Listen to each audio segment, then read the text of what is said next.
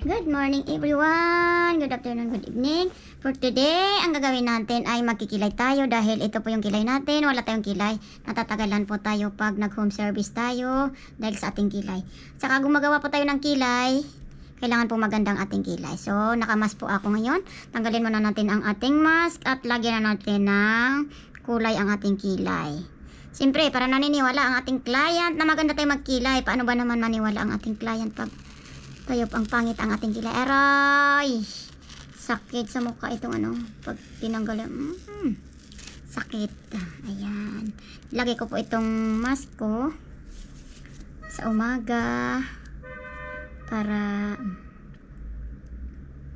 siyempre kailangan po natin magpa-beauty dahil madalas po tayo may client. So, kailangan po nila natin makikita na maganda din ang ating mukha. Ito po ang ating kilay. So, wala na po yung kilay natin. So, ngayon, maglalagay po tayo ng kilay. Ito po yung ilalagay natin ng pangkilay. Ayan. Pwede kayo bumili sa pharmacy. I-shake muna natin. Ayan. Maglagay po tayo ng kaunti. Yung kasya lang po. Medyo napadami. Ayan. So, tunawin natin ng tubig. Ayan po. Kaya po hindi naka-micro yung kilay ko dahil iba-iba po ang ginagawa natin sa kilay natin. Pag nagmi-makeup tayo, ayan. Lagyan natin ng kaunting tubig lang. Ayan. I-mix po natin. Ito po ay itatagal niya sa kilay ay 1 week. Ayan, nakamix na siya. So, kailangan maayos pang pag-mix natin dito. Lalagyan lang ng kaunting tubig. Tapos itatagal niya sa kilay natin ay 1 week. So, magkilay po tayo. Ito na yung kilay natin. Ano yan? Nagpagawa po ako ng kilay tapos sinira niya yung kilay ko. Hindi pantay. Kaya hindi ko na lang pinaretouch. Ako na lang ang gagawa. Ayan. Antayin na natin. Mag-start na tayo magkilay. Dahil mamaya po may client tayo. Ayaw ko na nagmamadali pag papunta sa client dahil sa kilay. So, kailangan maganda rin yung kilay natin dahil nagkikilay po tayo sa ating client. Ayan. Ulit na natin. Medyo malamig po siya. Itaas na natin ang ating kilay.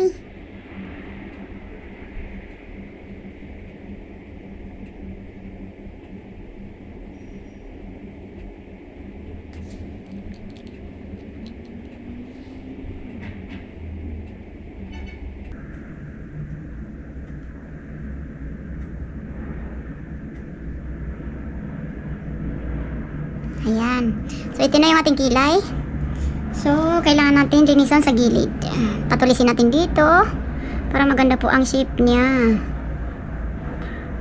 Para maganda ang kinalabasan ng ating kilay mamaya. After 30 minutes, so pwede natin burahin ang ating nilagay na kulay. Ayan. Shoutout na nga pala sa mga subscribers ko. Kumusta tayo lahat dyan? Pag busy po ako, hindi po ako nakakadala sa inyo. So, pag wala akong trabaho, nagbabasa po ako ng yung mga comment. Maraming salamat na nga pala sa mga support ako sa aking vlog. Lahat ko po binabasa ang yung mga comment, mga ka-OFW, mga subscribers. Ayan ang ating kilay. Nakita niyo yan? Yan.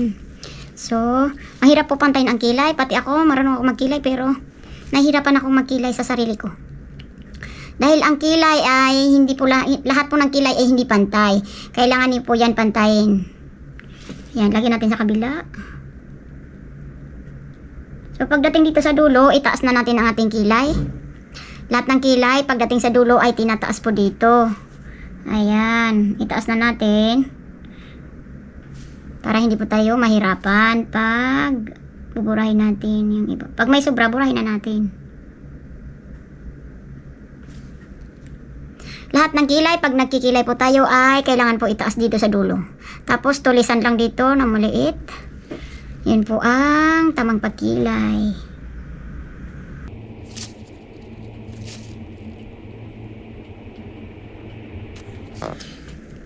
Ito na ang ating kilay. Antay na natin ng 30 minutes. Tapos hugasan natin. So, bye-bye muna. Ang ating kilay, tatanggalin natin. Tapos na ang ating pagbabad sa kulay.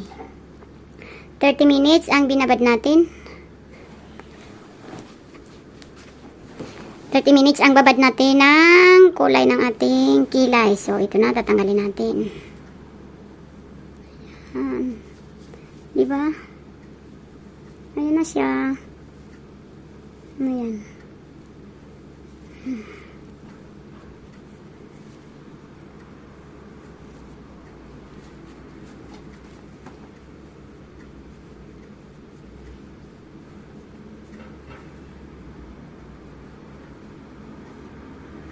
Kilay is life. 1 week po ito bago siya matanggal. Ang nilagay natin kulay ay pang 1 week. Ayan. Pag may home service tayo, mabilis po tayo home service dahil nakapagkilay po tayo. Maraming salamat. Thank you mga pala sa aking mga suporta. Sa inyong mga suporta. Lahat ng sumusuporta sa aking vlog. Maraming salamat. Sa aking mga subscribers sa panonood nyo ng aking mga vlog. All around beautician po tayo dito sa Middle East ng Jeddah. Home service pa po tayo.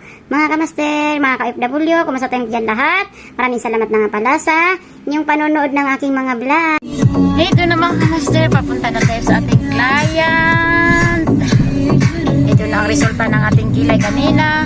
So, undawin na naman tayo sa ating client.